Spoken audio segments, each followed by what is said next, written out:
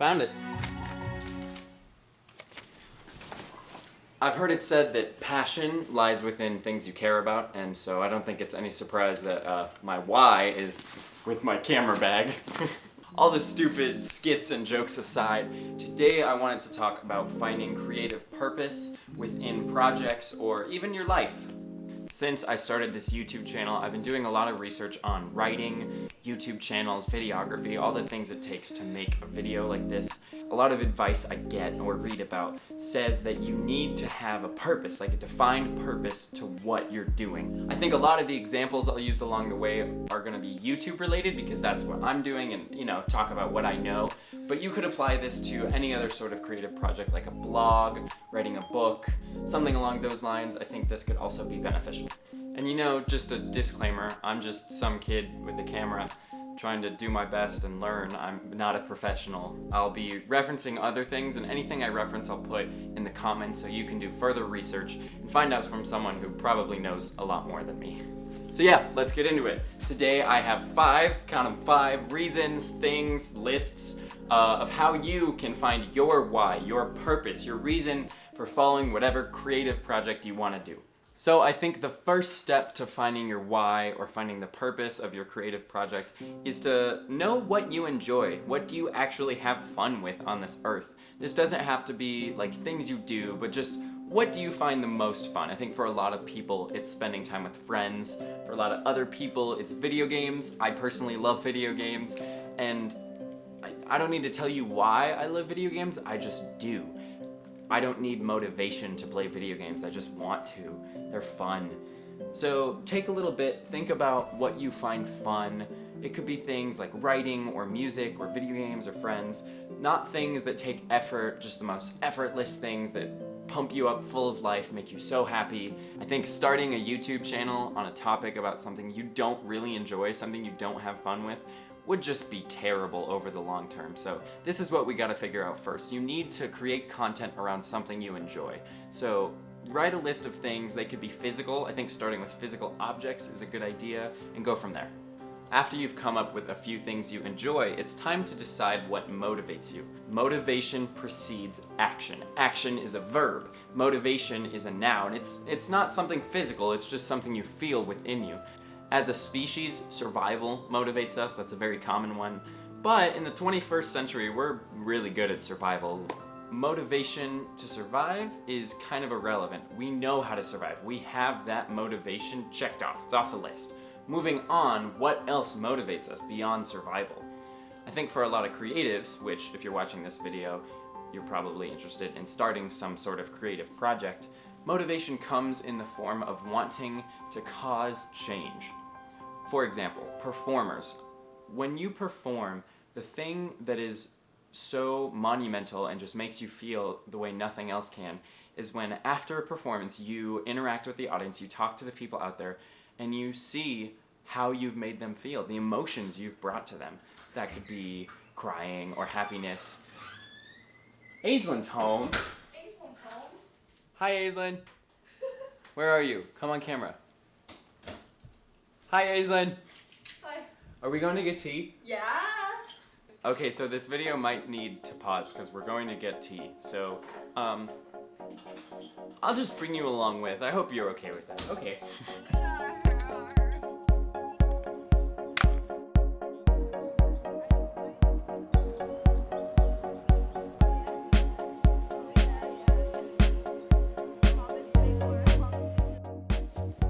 Sorry about that little interrupt. As you might notice, my clothes are different. That's because this is 4 days later. After we got tea, I actually went to a protest, and you can watch that video over here. So anyways, like we were saying, what motivates you? If you're a performer, you might be motivated by an audience reaction. Any sort of creative endeavor, I encourage you that if you can, make your motivation something that isn't based on other people and can be somewhat controlled by you. For example, if you're trying to make YouTube videos, try not to let yourself get too motivated by a subscriber count. Instead, motivate yourself by how many videos you post. You want to post a lot of videos because that's something you can control. The next step in finding a purpose to your art is to decide what your strengths are. Now, this one can be so incredibly difficult, knowing how low most of our self-esteems are. So I think it's best if we ask the people in our lives what we excel at, rather than trying to analyze ourselves. Hello. Hi, Reese. Hi, Cassidy. So, okay, I'm trying to make a YouTube video about finding purpose or finding like your why in creative projects. So I just wanted to know if I could pick your brain on what you think some of my strengths are. Well, I was gonna say drive, but I don't know how much that can help other people. I mean, if that's, I'll write it down. Honesty is important. That you're a good listener, and you're good at expressing your feelings in a fair and mostly unbiased way,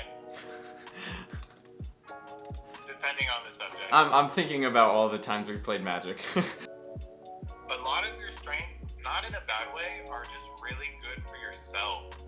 There's a lot of self-improvement. Maybe a strength is charisma. You somehow convinced me to climb a mountain at 5 a.m. multiple times. So I motivated you, or like I got you to do something that you wouldn't otherwise do? Yeah, Okay. you get me to experience things that I wouldn't otherwise experience. So you keep your level head and you express yourself, I think, in the best way that you can. It's not often that I need clarification from you. People would build Child of Alara and just let it die, but like now it's just better. Alright, Reese, I'm gonna go. Okay, have fun with your interviews. It was good talking to you. Love you. Bye. Love you too. Bye-bye. Hi, Zeb. Hi, Mom. Are you busy right now? You are very industrious. You got projects going, so you have a lot of inherent or internal motivation and heart and drive, I guess.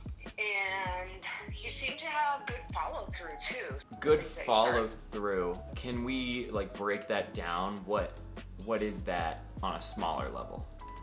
Discipline, I suppose, or maybe integrity, perhaps. And like your school, you've always been like you do school and you do all your stuff and you turn in your homework, and that's just another example of like you do stuff and you finish it. Yeah, let's talk about how to share it with other people. So I suppose some of the tools that you have harnessed to make that, like your journaling and stuff, sharing your tools with other people might help other people harness those skills as well. You know, you've heard that saying, like, you are the 6 people you hang around with the most or whatever. Yeah. You heard that? Yeah. Yeah, so just being like a positive influence in the people's lives around you. Okay. So if I wanted to do a video on one of those monthly challenges, for example, what is the best way I could bring people along on that journey that is inclusive and also provides some sort of benefit and is not just like entertainment? Yeah, you mentioned integrity, I think 2 or 3 times, so that seems like a big one. All right, well, enjoy the rest of your conversation. Say hi to Brad. Okay, great. I'll talk to you later. Love you, Mom. Love you too, bye. Bye. Were you gonna ask me hard questions I'm not gonna know the answers to? No, the question shouldn't be too hard. So I'm gonna ask Beth next. She's over here, but she sunburned herself and doesn't want to be on camera. So we're gonna have this little talk. I think you're really honest. Sometimes too honest. How can honesty be used to benefit someone in a platform like YouTube? Everything nowadays is just very aesthetically pleasing and nothing is just like raw. And so being so honest and raw. That honesty and that showing of rawness to just like calm people, because some of my favorite YouTubers like Sean Tucker and Nathaniel Drew are just like so calming and honest, and like I love the lack of showiness from them. Yeah. You're really good at following through with the things that you're passionate about. So whether that's photography or your YouTube channel or learning piano, there's never really been a time where you just kind of quit because things aren't going your way or you're not getting enough views or the song that you're learning is really, really hard. You'll complain and say, hey, today's a hard day, but you're not just gonna stop. Watching you do that, like living together, watching you do that makes me want to do that. But that's No, I hard. get what you're saying. It's hard to find a way to get those strengths to benefit other people, but it seems like just having those strengths and like being a strong person, I don't know if I'm a strong person, but like this is who I am. Yeah. And like being around that, like living with you, helps spread those positive parts of myself. Absolutely. So how can I spread those positive parts that you get by living with me on something like YouTube, where it's over the internet and it's just like me talking? For motivating people, I think it's cool to document a journey, whether it's over a couple hours or a couple months or a couple years. I think if you document your journey, other people are going to be inspired and think like, okay, if he can do this, then I can do that. Because it doesn't look as hard as you think, and you would give helpful hints on how to make it easier. Because committing to something for several days or several months or several years is really hard. Something I see a lot of time on like YouTube and like tutorials of how to do something is like from people who have already done it and they're really good at it. And obviously you want to be good at something. Yeah. But I think it's hard a lot of times when you see someone who is just so leagues beyond you that like they're far removed from that. So Do you feel like you need to wait to be really good at something before you document it? I don't feel like I need to be really good at something to do a challenge relating to it. But what about a video? Like a video where I'm sharing tips and tricks, yes, I do. You know, I follow a piano channel and photography channels and things like that. But I don't have an expertise like that. And so the only time I've really felt comfortable sharing something that I feel like I am a master at is being a student. That's the only thing I'm like I know how to study, I know how to get good grades. Are you passionate about that? Am I passionate about that? I like helping other people understand things. Like people ask me for help with their homework, and usually I can offer some sort of benefit. So I feel like if you're just really educated about the thing, not necessarily if you are good at the thing. Like I need to do research, so like I can like make a video or a video essay about a topic that I've just learned from other people rather than like be an expert in it myself.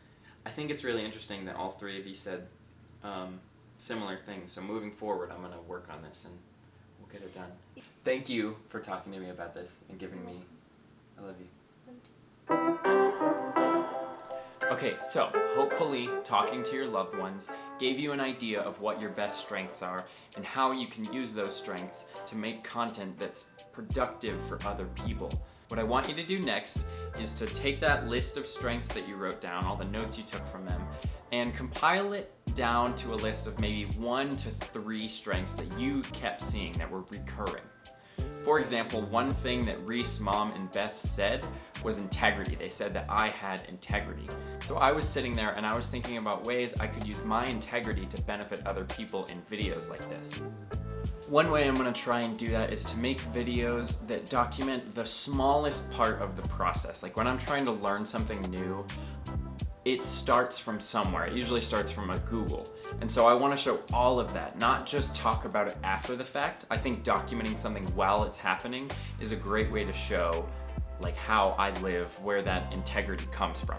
Getting into this mindset of thinking about what your strengths are and how those can benefit others might have some other ideas pop into your head. And it's totally okay to consider those. I encourage you to write those down too. One of the ones that no one really mentioned but popped into my head is that I'm always overwhelmingly inspired by other people's art. From like friends to filmmakers to YouTubers, I just get so inspired and like motivated and called to action by different works of art. One of my favorite movies is La La Land, and it has stuck in my head almost like every day for 3 years. So what I could do to benefit that is make a video essay on La La Land, what its impact has been on me, and maybe the benefits of that impact that I could expand into something that could help other people. And it's not just about La La Land, it's about the lessons I learned from a specific movie that I can share through this medium. So after you've compiled your strengths and you've brainstormed different ways they can benefit other people, it's time to put that into writing. Now, writing is something that 99% of creative endeavors have in common. From writing a book to captions for social media, writing is, I think, humanity's clearest way of communicating. So what we're gonna do is we're gonna take everything you've written so far and we're gonna put it into an artistic statement. Now you might have heard of an artistic statement before and been kind of hesitant, like, oh, that's too ethereal for me. But hold up, just listen to it. An artistic statement is not for the benefit of other people. It's to provide some sort of clarity for you in your pursuit of art. It can be a sentence, it can be a paragraph, it could even be an essay. However much detail you need to make that clarity apparent to your brain, that's the point of this artistic statement. This artistic statement is the final step in a cycle of finding your why. I don't want you to look at it as like this super big ultimatum. This artistic statement, this entire finding your why, is a cycle. It goes on over time. This artistic statement that you come up with might not last forever. But when it changes, feel free to go through these 5 steps again and create a new one to update how you have changed over time. That's perfectly okay, and I encourage it. Change is good. Now the final step to doing this is sharing your artistic statement. You need to put it somewhere where other people can read it. If you're not comfortable with sharing it on social media, that's totally fine. What I've done before and will do with this one is I'll put it into a Google Doc and I'll just share that with a couple people, maybe 10 or less. So after I brainstormed how my strengths could improve others and I went through a few drafts, I have my first artistic statement. I am inspired by other human beings. From teachers to YouTubers, my life has been improved by the time I spend interacting and learning with others. This YouTube channel is a way to document the impact others have had on me or sharing the value I've received from them. Through detailed looks into productivity systems and guest interviews, I want to inspire others to take action and use these systems that reduce intimidation and open the doors to self-improvement. Then I think the 3 tenets of my channel are experimentation, documentation, and self-improvement. I want to thank you for watching this video. Hopefully now that I have my own artistic statement, I can make more focused and more beneficial videos for all of you. My goal is that this process I've created can help me and help you stay focused and motivated throughout whatever your creative endeavor is. If you're using this process yourself, I'd love to hear about it in the comments. And if you enjoyed this video, I'd love it if you hit the subscribe button. My goal is no longer numbers, but it would still make me smile. Thanks, friends.